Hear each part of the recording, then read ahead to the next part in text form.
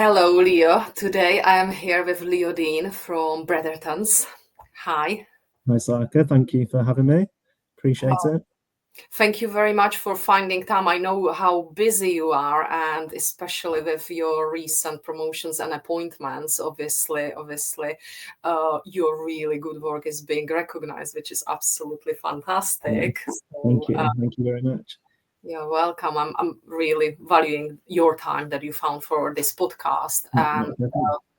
especially because we know how conveyancing can be challenging recently or has been challenging for a number of reasons. All the added legal complexities Mm, mean that the conveyancing time takes really long time, and despite all the digitalization, we know that it can take sometimes several months to complete on a simple transaction. mhm. Tell me, why do you think it is? I think there are a lot of factors that contribute to it, really. Obviously, there's a lot of different parties involved. So you're relying on, search providers, mortgage companies, management companies when they're involved. Obviously, the client needs to be timely in returning documents and, any requests that they might receive from their solicitor. Obviously, conveyancing is so heavily regulated now. So there's loads of additional checks that we have to do. There's a lot of red tape, and there's a lot of kind of groundwork that has to go on behind the scenes. Probably that the buyer and the seller don't know or they don't see. So to them, it's probably taking a long time. But actually, there's just a lot of checks that need to be done on kind of every single stage during the transaction. So that's kind of definitely, I'd say, a contributing factor to slowing things down at the moment. Mm, that makes sense. Even when we look at anti-money laundering, how strict it has become. A lot of people who come to us, whether they are buyers or sellers, they are surprised when we are asking for basically anti-money laundering checks as an estate agent, the same way Mhm. as you do it as a solicitor. Wouldn't it be just amazing if we just could share them across? Yeah, I mean, I think that's another part of the process that has kind of extended and added delays. Really, I think one of the common misconceptions is, when a solicitor's doing a source of funds check, it's not just a bank statement showing that the balance is available for the purchase. We need to know how that balance has accrued, where the funds have originated from, whether that be savings over time from wages, whether it be an inheritance that the client might have received, whether it's a gifted deposit. We then need to see all of the corresponding bank statements to evidence that, so that we've built a kind of all-round profile for the client, so that we know where the funds are coming from and who we're dealing with. So I think a lot of the time the buyers aren't ready for kind of those in-depth checks, if that makes sense. So then they're having to go away and try and locate this paperwork, and all of that probably could have been prepared maybe even before they've put an offer in, or even thought about instructing a conveyancer. So Mhm. I think preparation's the key, really, to minimizing the delays during the transaction. Yeah, absolutely. You know what you just said made me really realize, because I've been always encouraging our sellers to speak to the solicitor and get their terms, and perhaps choose or even appoint a solicitor Mm, at the point when they are putting property on the market, because absolutely. then you can do the background work with them Mhm. whilst the property is being sold. But now, from what you said, it makes me actually think that the buyers should do the same.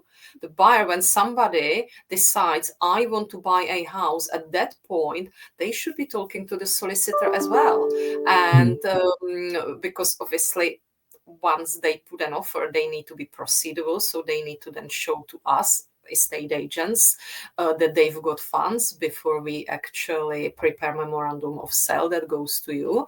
But for the buyer to actually speak to yourself at the point when they decide to start searching, I think would also save quite a lot of time. Yeah, I mean, we could easily give that advice at the outset of the transaction, and we could be getting on with AML checks and the source of funds checks at the outset, rather than the client providing the bank statement, say, 4 to 6 weeks already into the transaction. Then that kind of puts the conveyancer on the back foot, because they may well then need to raise further questions once they've reviewed that. That's irritating the buyer.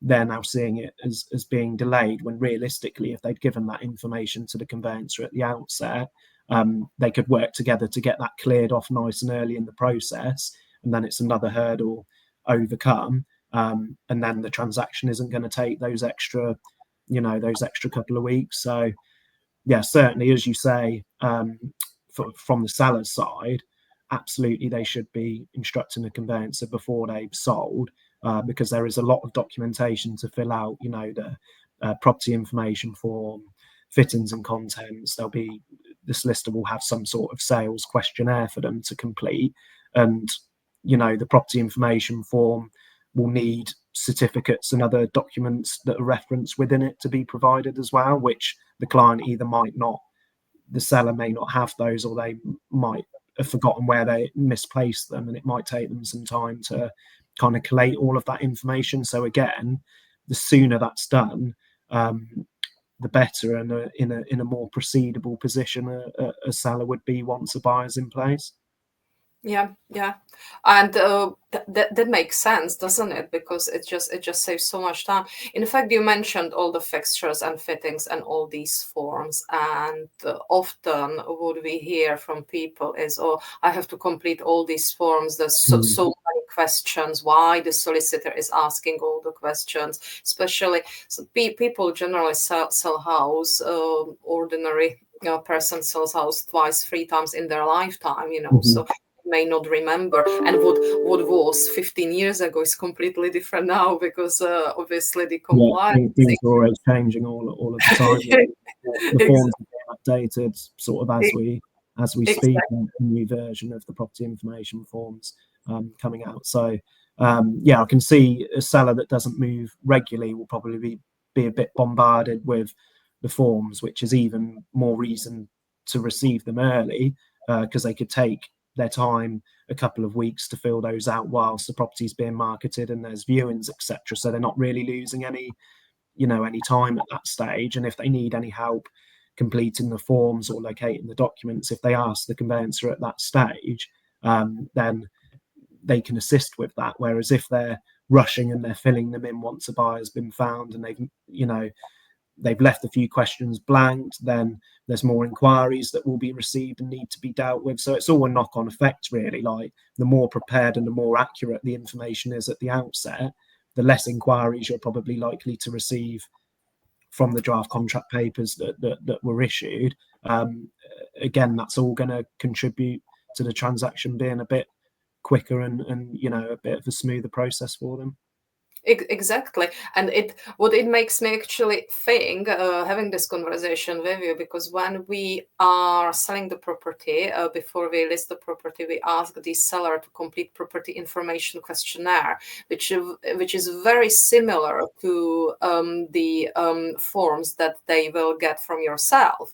And if they actually have done all these forms with you at the point of instructing the agent, they could give even permission to perhaps share those with us, so they don't have to do it twice. It's all streamlined and it's all easy. It's just much makes the transaction simpler. Leo, tell me, actually, because that's what people ask, why do I have to do all these things? For benefit of those who are thinking selling or buying, could you tell me why these forms are so important? Why the sellers need to complete them, whether it protects them, or why they are so important? I mean, it contains all of the sort of key information, I suppose, that a buyer would reasonably want to know about the property. So information about the boundaries, have any works been done, has there been, any electrical installations, has a boiler been replaced, what's the situation with the drainage, which services are connected. It's all, has the property flooded? It's all information which reasonably as a buyer you'd probably want to know about a property before you made such a large investment and spending, such a large amount of money on a property. So, it's key that the information is accurate, but it's key that it's filled out in its entirety as well, because it's just going to, time will be wasted later down the line answering simple questions which could have been dealt with at the outset. Exactly. Well, thank you.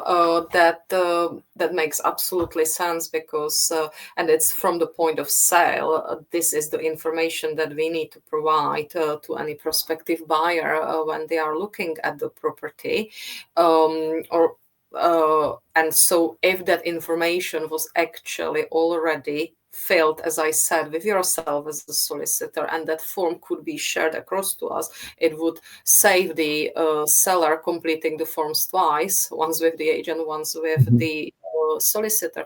But also it could potentially show any issues that they may have not even realized quite early on, because then often the issues are that when these things show up, or they show through the conveyancing process, or any issues show through the survey, then it comes often to the renegotiating price, and at that point sometimes sale fall through because the two parties cannot agree. So also getting these forms early on to yourself for your review, and then collaboration between the agent and the solicitor, it could save potential fallout of the sales. Yeah, absolutely. I mean, from just receiving, the property information form back from the seller, for example, it would be quite easy for us to see a potential issue if they've ticked an answer, or they don't know the answer to a particular question. We could sort that out there and then, rather than waiting for it to become an inquiry or an issue later into the process. Kind of much like I often get asked, should I think about getting my survey done now? And it's like ASAP in terms of getting your survey done, because it may reveal things that you need to investigate further. There might be lots of works that you weren't aware of, which you might want to get an idea on price. That in turn might lead back to potentially wanting to renegotiate the price. And the sooner that you do that in the transaction, the better for both parties, because the seller's not going to respond very well to a survey done at the 11th hour and then a request for £10,000 off the asking price. That's just not a kind of good way to handle the transaction. And again, bottom line is that's going to delay things. Whereas if you get your survey done early, get any quotes that you need, if there's a reason to renegotiate, do it at that stage, and at least that's not going to have a detrimental impact on the timescale for the transaction. So it's just really about being prepared and not just thinking, I only need to start thinking about which conveyancer I'm going to use once I've got a buyer, or once I've found a property to purchase. So time's of the essence, really. Yeah, I absolutely agree with you, and it really is imperative for us to keep educating people why it's important. Often people decide to start looking for a conveyancer only on the point of sell agreed or purchase agreed, which not only delays whole transaction, but it can cause the issues that you were just talking about. And people do that because they think that they are going to save a little bit of money, because if obviously you appoint solicitor before a property is sold, and the property, if it's being sold through private treaty, may not sell for one reason or another, then they think, I have spent initial, I don't know, few £100, but at the end of the day, they have that information for the next time. Yeah, absolutely. So, they haven't really lost anything. And that's, again, the same thing that I keep reiterating to people. Your property is your biggest asset. You can't just keep cutting corners or cut corners in terms of the price on your biggest asset in your life you ever purchase, because as we say, pay peanuts, get the monkeys. So I mean, absolutely. My advice would always be when looking to instruct a conveyancer, I wouldn't solely base that on the price, because there's such a differing level of service in the conveyancing market. There are unqualified people that will do conveyancing. There's firms where you might not get a direct contact there. You might only get a generic email or a contact number. I'd always recommend to kind of look locally for a conveyancer as well, because for ID checks, signing documents, just being able to have that face-to-face communication with your conveyancer if required is so beneficial. And I think if sellers and buyers are kind of frustrated with the amount of time that a conveyancing transaction is taking, but they're going to pay the minimum amount for the lowest level of service, then unfortunately you can't really expect it to go particularly quickly, or the process to be an enjoyable one. So for anyone that's looking to sell or buy, that would be my kind of honest advice. Yeah, and I agree with that, because it's nothing worse. And I dealt with transactions many times where one of the parties appointed one of those conveyancing firms who don't answer the phones. And the reason why it's cheap, because they work on the volume, so they cannot give such attention to the file and to the transaction for the money that the client is paying to them, like you would give like a solicitor at normal law firm would provide, where they charge a relevant amount of money for their expertise, years of training, and time. So absolutely, I agree with you on that one. I mean, when you're making the biggest sort of purchase that you're probably likely to do in your life, surely you'd want to leave that in safe and competent pair of hands, a qualified lawyer with the relevant number of years expertise. Surely that would be the most sensible thing to do, rather than kind of just base your decision on the price. But hopefully kind of buyers and sellers are becoming a bit more aware of that, and then hopefully we'll see better firms on the other side of transactions more regularly, and then those of course will go through a lot quicker. Yeah, absolutely. I hope so. I hope so. So, I've got a couple of more questions before we conclude. I wanted to ask about searches, because searches is one of the things, one of those stepping stones that basically whole process needs to go through. And I would like to know, what are the most common issues that usually show up on the searches that people need to be aware of? I mean, local authority search, it will be any entries usually in respect of, say, planning or building control that you weren't already aware of. So, the buyer may not have noticed anything upon inspection, and the seller may not have either filled out the forms correctly, or perhaps they had no knowledge of the works if they only sort of had bought the property recently. So, that could throw potential issues up with documentation needing to be reviewed and received by the conveyancer. But really, again, if a proper pack was provided at the outset, it should have any planning documents relevant to the property, building control, etc. That should have all been sort of squared off from the outset. So I wouldn't really say, 9 times out of 10, there's usually nothing of massive concern on the searches, but the length of time that the searches take to come back, that would really be dependent on how quickly along in the process they can be requested by the conveyancer. And of course, they need money on account from their client to be able to do so. So again, if you delay paying your conveyancer at the outset for whatever reason, they can't get the searches applied for. So, again, the buyer really needs to action that quickly, pay their money on account as soon as it's requested from them, and then that just allows the conveyancer to get those searches applied for straight away, so that time can be ticking in the background whilst maybe not a massive amount's happening in the first couple of weeks, but at least the searches have been requested, and they'd arrive within a couple of weeks usually.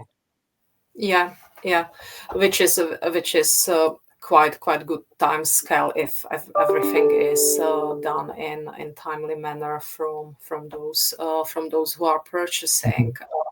Would you think that this is the most common mistake that the purchasers are making, that they are not, for example, instructing sufficiently in advance their solicitor, and then they are procrastinating with the payment? Or is there any other perhaps bigger common mistake?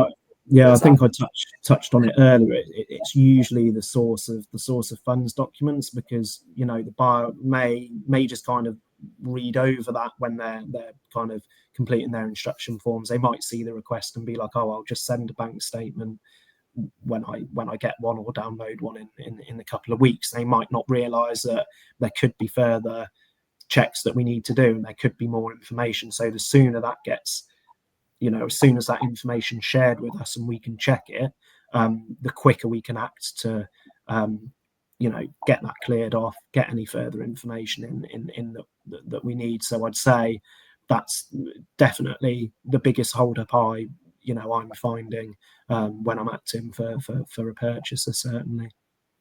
Yeah. And sellers, the common mistake from the sellers, is it similar?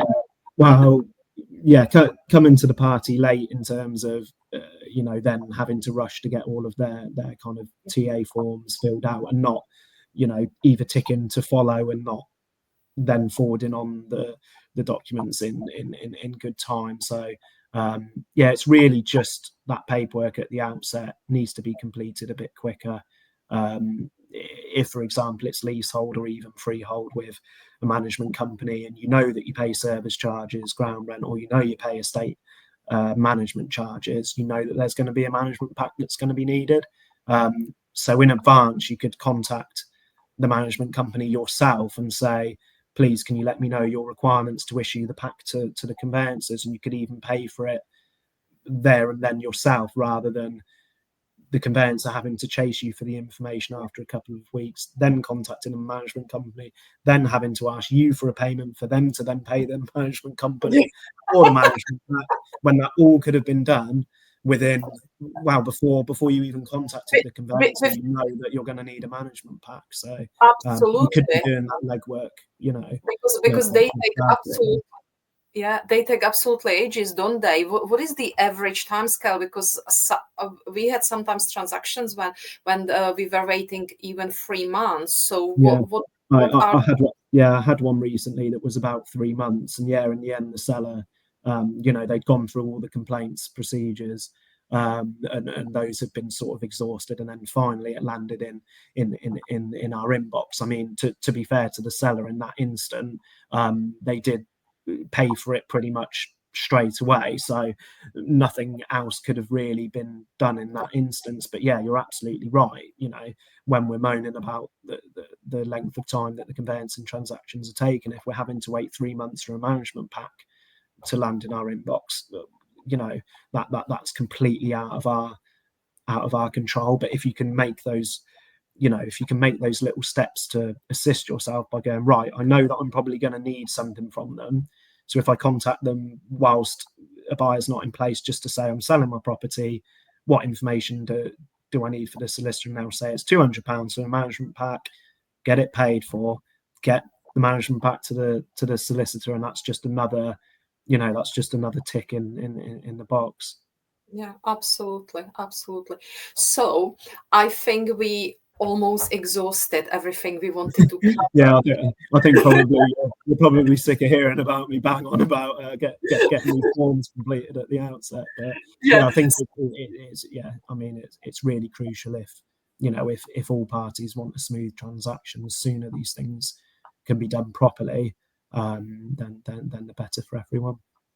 So, am I assuming that this would be your golden advice to both sellers and buyers? Just get what I've just said basically is just get organised, get your paperwork in place, and just if you want the transaction to go quickly, then there's steps that you can do to ensure you give yourself the best chance of that happening. Yeah. Well, thank you so much. That was so comprehensive, Leo. I can't No thank worries. Thank you for having me. Well, thank you. And before we end our conversation, I would like to say again, this is Leo Deane for Brethertons Solicitors. And where can people find you, Leo? Yeah, so my profile's on just the Brethertons website, so you can find me on there, brethertons.co.uk. I'm based out of our Bicester office, but we also have offices in Rugby and Cheltenham as well. And my direct contact details, should you want to get in touch for anything conveyancing related, it's 01295 661507 is my direct line, and then my email address is leodeane@brethertons.co.uk. Thank you very much. If anybody wants to Leo, do get in touch. And thank you so much, Leo. Thank you very much, Saka.